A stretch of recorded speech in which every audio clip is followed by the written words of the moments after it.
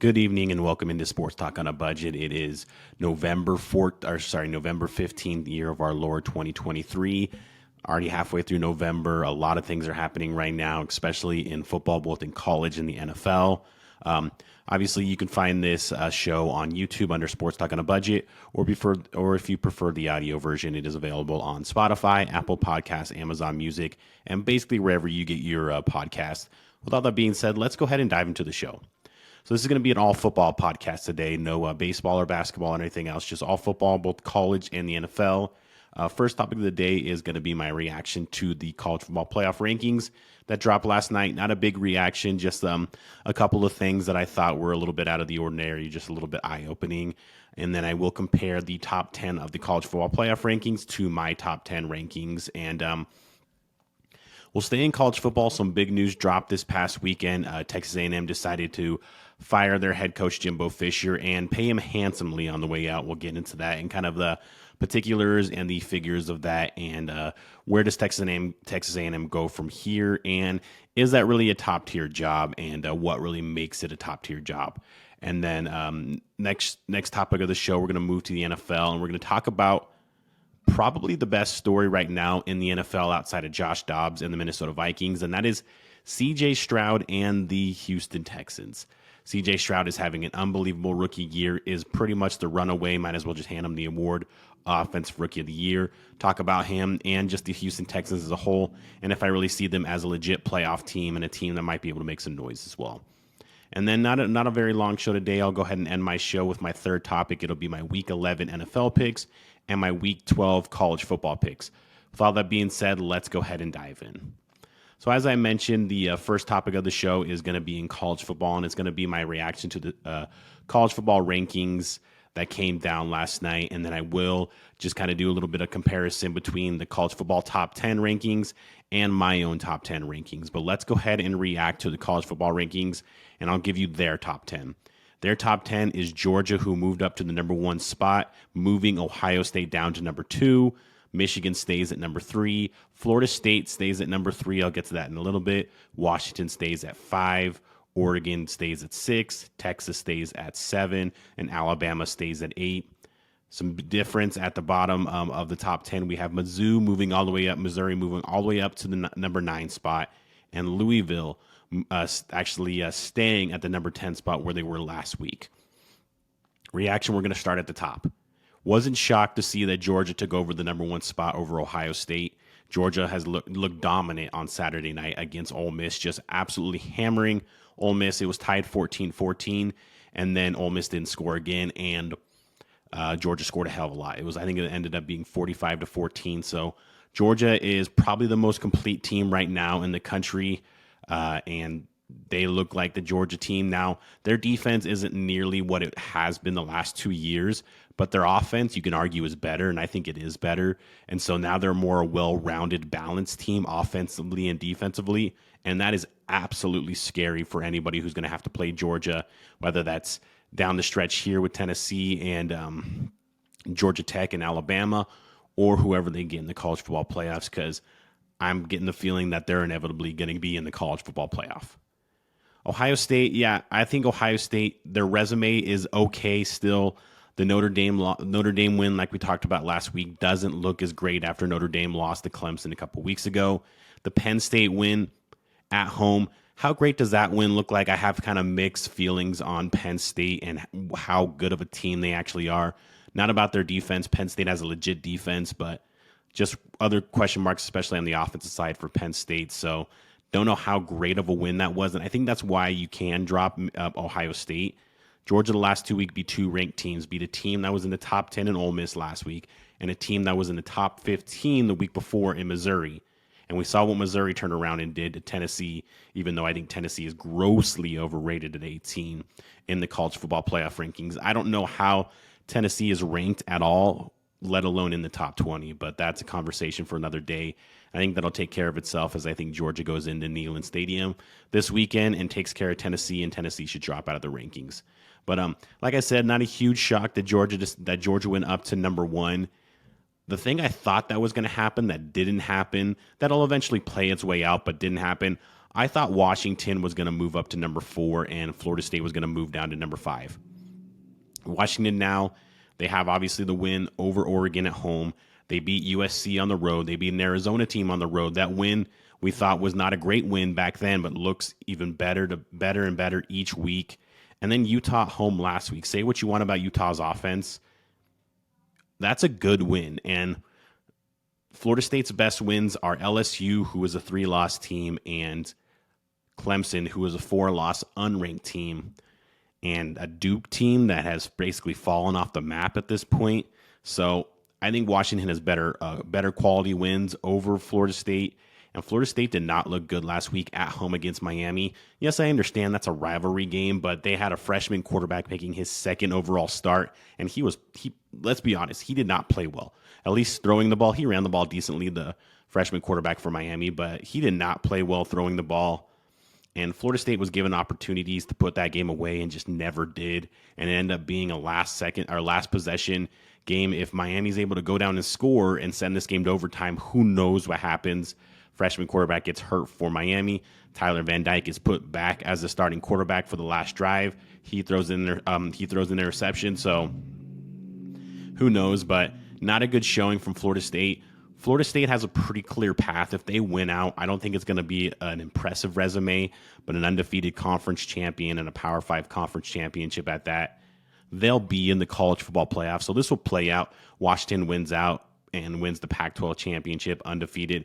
They'll be in the college football playoff. So no big shocker there, but still I thought Washington had done enough in the last couple of weeks and their resume as a whole to go ahead and move up past Florida State. And then Oregon, Texas, Alabama, I keep it that way as well, just because that Texas win over Alabama carries a ton of weight. And you can start to hear some of the rumblings about Alabama. Yes, Alabama looks a lot better than what they were against Texas in week 2. But that doesn't negate the fact that they lost at home to Texas by 10 points. You can't just erase that. Yes, on a neutral site, Alabama would probably be favored, and I think I would pick Alabama to win on a neutral site today, especially in Tuscaloosa today. That doesn't matter. They lost that game. They scheduled that game. They knew that was going to be a tough non-conference early game, and they lost that game.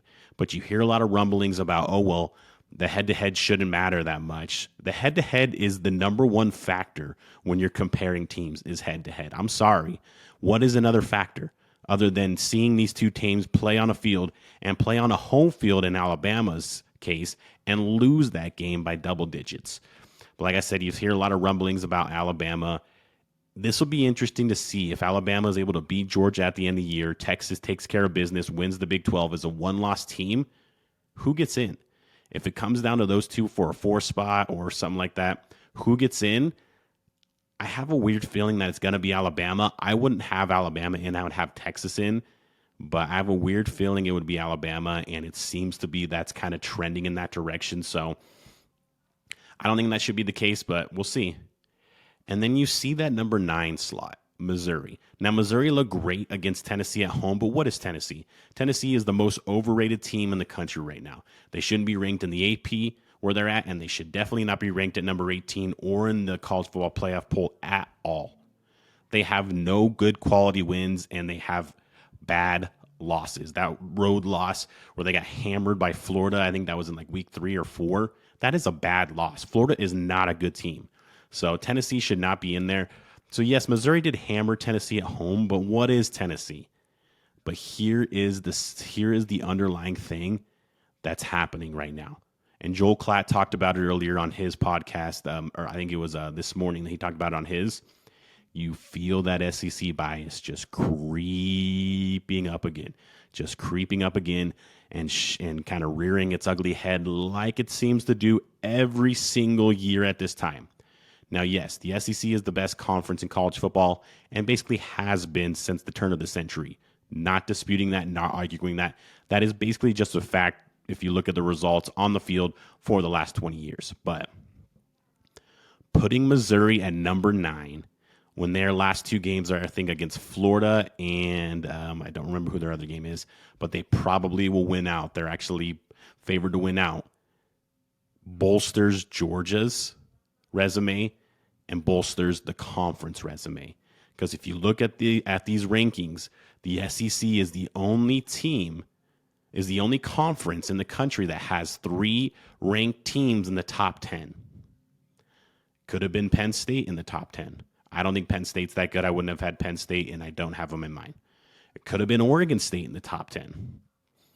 But they put Missouri there, and it's something that most people won't pick up on.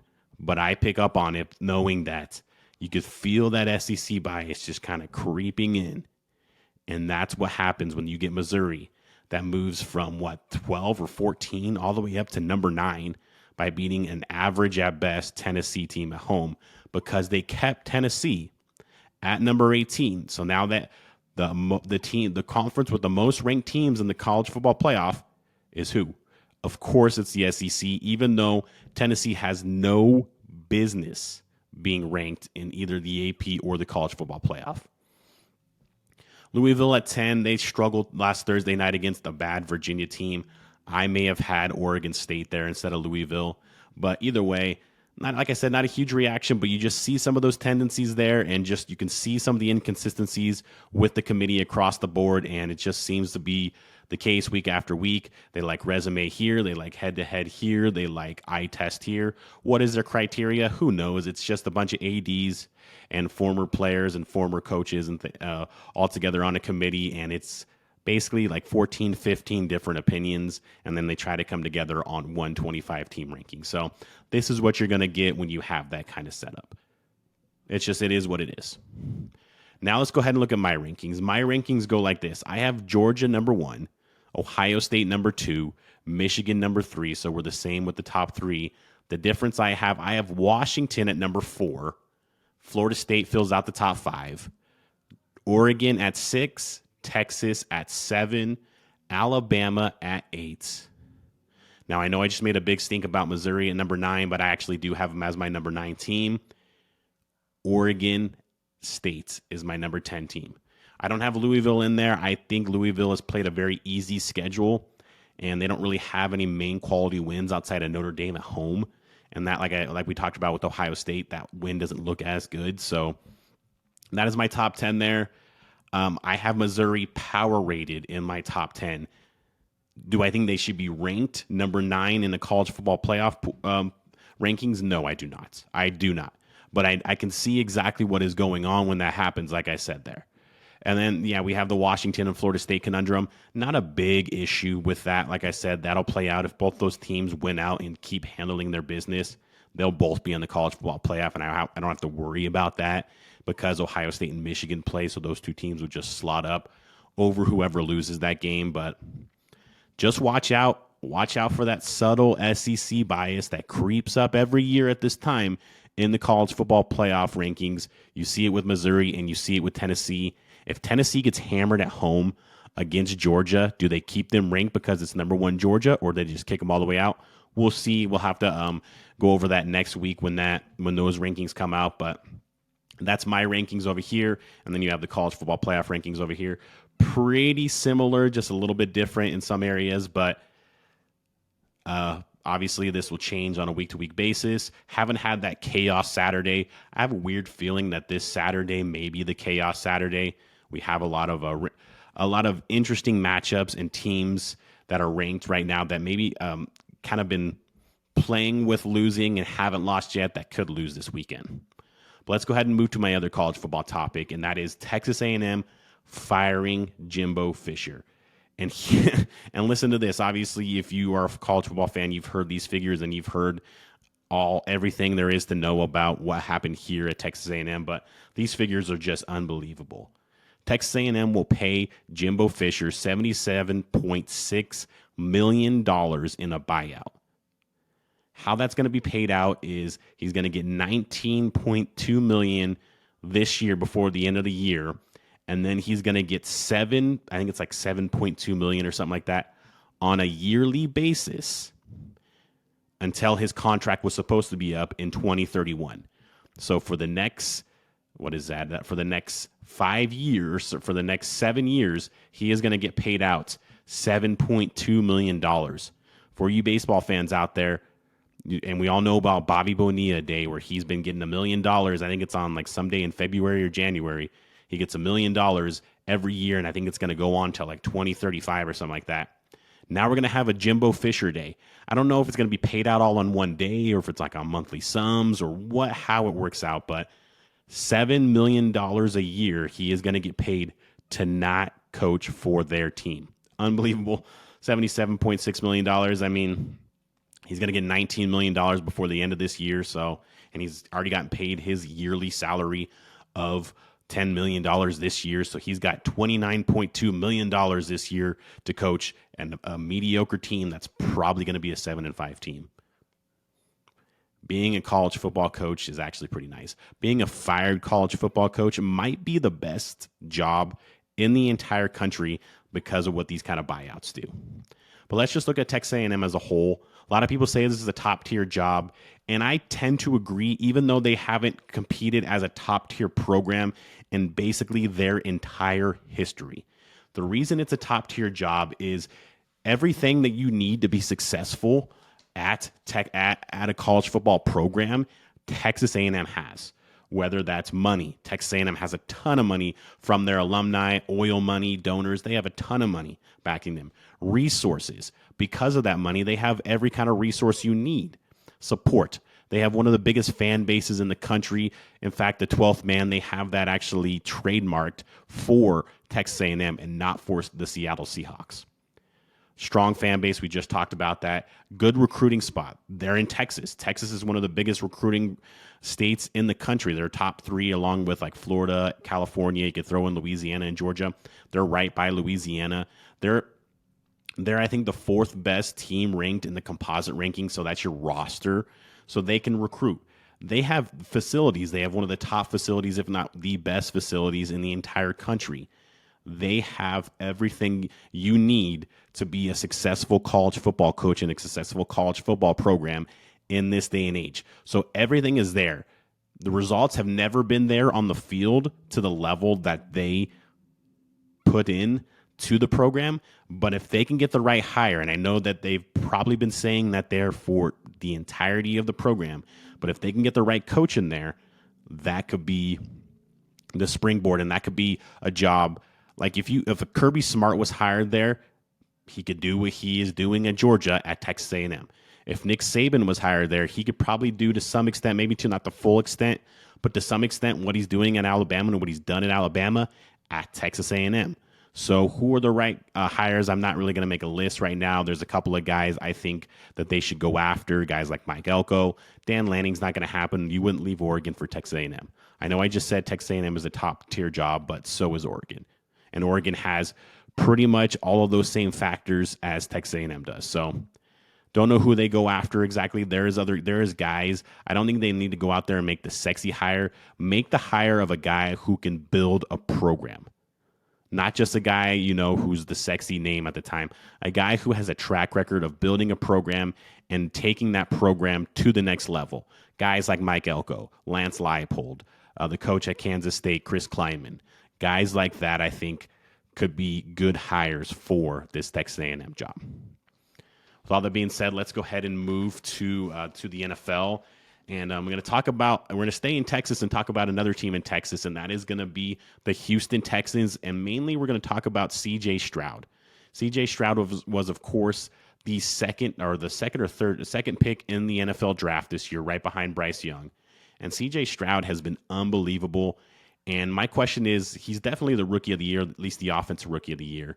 But is he an MVP candidate? And I think he should be. Because you look at what this team was last year, they had 3 total wins. He already has 5 wins for this team. They're 5-5. So he's already beat their total from last year. Back-to-back game-winning drives at home 2 weeks ago against the Tampa Bay Buccaneers. And then on the road at Cincinnati, one of the hottest teams in the NFL. He goes in there, wins the game on a game-winning field goal drive.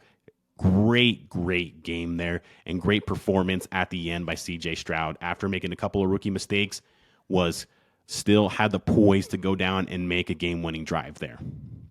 He's currently sitting second in total yards for quarterbacks, ninth in total touchdowns, only has 2 interceptions on the season. That's one of the best interception touchdown ratios in the entire league. And he's currently sitting at sixth overall in QBR, in quarterback rating. So this guy, he has been just a revelation. I thought going into the season, there was a chance for him to be good, not this good. And there's not a lot to work with as far as weapons in Houston. You got Nico Collins, who's a nice wide receiver, but he's been in and out of the lineup with injuries. Tank Dell, their rookie wide receiver, has really stepped up. Noah Brown has had a good year. We had Robert Woods was there earlier on in the season, but he's gotten injured.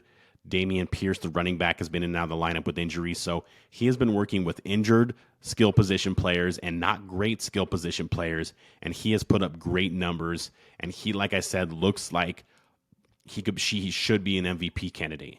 And they're not out of it in the division. They already went to Jacksonville and beat the Jaguars. They're currently 2 games behind the Jaguars. They play them again at home in a couple of weeks.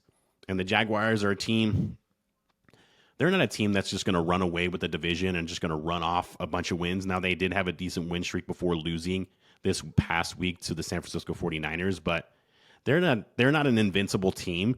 So there's a shot at the division. And if they win the division, if the Houston Texans win the division, CJ Stroud, that could be enough for him to be the MVP because there's nobody running away with it. Patrick Mahomes is he's having a decent year for his standards. Joe Burrow had that early terrible start with the injury. Josh Allen's been awful these last couple of weeks and has been up and down all year. Jalen Hurts has been pretty good. There's really no one running away with the MVP. There's no reason that CJ Stroud shouldn't be in the conversation. And if they find a way to win the division, I think he should take home the award. But either way, hats off to CJ Stroud and the Houston Texans. DeMeco Ryans, rookie head coach, I think is the coach of the year right now, and I don't think it's really that close. Maybe Kevin O'Connell with what he's doing with Josh Dobbs, but still, I think it's DeMeco Ryans is your coach of the year right now. But hats off to both CJ Stroud and the Houston Texans. I think they're a sneaky good team, and they're a team that you do not want to play because they're playing with a ton of confidence, and that confidence is only growing week after week, and so is CJ Stroud's. Let's go ahead and finish off the show with my picks, both in the NFL and college football. My Week 11 NFL picks, we're going to start with the Thursday night game, and that is the Bengals at the Ravens, and the Ravens are currently a 3.5-point favorite in this game. I think the Bengals they're desperate after that loss last week at home to the Texans. They need this victory. They cannot fall to under 500 right now. They can't fall to 500. It's going to be tough to get in the playoffs, especially with they don't own tiebreakers against teams like the Texans and other teams that are close right there. So I think it's a desperate Bengals team. I think they go into Baltimore and they at least cover, and they have an outside shot to win, of course. So give me the Bengals plus 3.5 in this game. Then we have the Steelers at the Browns, and the Browns are currently a 3.5-point favorite, although I think that came down to 2.5 today because Deshaun Watson is having season-ending surgery. I still like the Browns in this spot. The Browns have the best defense in the league. Myles Garrett should be an MVP candidate along with CJ Stroud. The Steelers, I don't know how they're winning games. They're winning games on the defensive side. Kenny Pickett has regressed in his second year. He does not play well outside of the fourth quarter. I think this is eventually going to catch up to the Steelers. You can't just win off your defense like that, and the Browns is the better defense, and it's in Cleveland. So give me the Browns to win and cover. Browns minus 3.5. Then we have the Jets at the Bills, and the Bills are currently a 7-point favorite. Listen, the Jets give the Bills issues. They beat them last year with Zach Wilson at quarterback. They're a better team this year.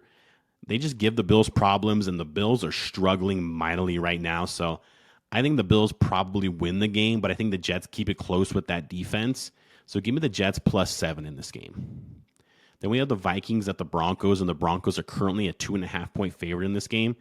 There's just something going on in Minnesota right now. Something's going on in Minnesota. Josh Dobbs, Kevin O'Connell, Brian Flores has the defense playing so much better than what they were playing last year. I like this Vikings team. The Broncos have played better. They have 3 straight victories. Russell Wilson is getting better. You can really see Sean Payton's fingerprint on this team in these last couple of weeks. But this Vikings team just seems to be that team that is just, they've come together, they've rallied around Josh Dobbs, and they just seem to be that one of those teams that are just peaking at the right time. So give me the Vikings in this game plus 2.5, and I think they have a chance to obviously win this game as well. So Vikings plus 2.5 is the play there. And then my final bet of the weekend in the NFL is going to be the Monday night game, and that is the Eagles at the Chiefs, and the Chiefs are currently a 2.5-point favorite in this game. I like the under in this game. I think it's like 46.5 or something like that. I like the under big time because these are two good defenses in both the Chiefs and the Eagles. And the Eagles, to me, like I said, they only have one loss on the season. I believe they're sitting at 7-1 or 8-1, but they just haven't looked impressive all year. They're a team that likes to ugly up the game. They win those ugly close games. They just seem to have that kind of mental toughness and mental fortitude in those close games to pull out victories. But so do the Kansas City Chiefs. It's in Arrowhead Stadium. Kansas City, I think, gets better on offense. I think they found something in Rashee Rice at wide receiver. Of course, Travis Kelce is going to be out there and doing his thing. Andy Reid is virtually unbeatable off of buys. So give me the Chiefs minus 2.5 to win and cover. Then we'll go to my Week 12 college football picks, and we'll start in Tucson, of all places. And we have number 22 Utah at number 17 Arizona, and Utah is currently a 1-point favorite in this game. I like Arizona. It's at home. They play better at home. They're the better offense. Noah Fafita has played really, really well in relief of Jaden Delora, and that's basically taken over that starting job. They have just studs at wide receiver, both in Cowing and I'm not going to say his first name, so T-Mac, McMillan, the other wide receiver. They run the ball well. Utah is a team that's going to be physical, but Arizona is a physical team as well. So I don't think Utah is going to just be able to push around Arizona like they do other teams. So I think Arizona wins at home and covers. Well, actually, they're the dog in this game. So give me Arizona +1 in this game. Then we have number 1 Georgia at number 18 Tennessee, and Georgia's a 10-point favorite in this game. Tennessee, like I said, does not deserve to be ranked, especially at 18 in the top 20. You could think that, okay, third game in a row, Georgia on the road at Neyland Stadium. They're coming off of a ranked win against Missouri and a ranked win at home as well against Ole Miss. And you think, okay, well, this is maybe where they stumble. That just doesn't seem to be the case with Kirby Smart and Georgia teams. I think they go into Neyland Stadium, they stay focused, they know they're the better team, and they hammer Tennessee. So give me Georgia to win and cover. Georgia -10 in this game. Then we have number 21 Kansas State at number 25 Kansas, and Kansas State is currently an 8-point favorite in this game. That's just too many points. Kansas is a good team. Bean is going to play in this game. I don't know how he got just absolutely wrecked this past weekend against Texas Tech at home. But Kansas State, I just think that's too many points on the road in Lawrence, Kansas.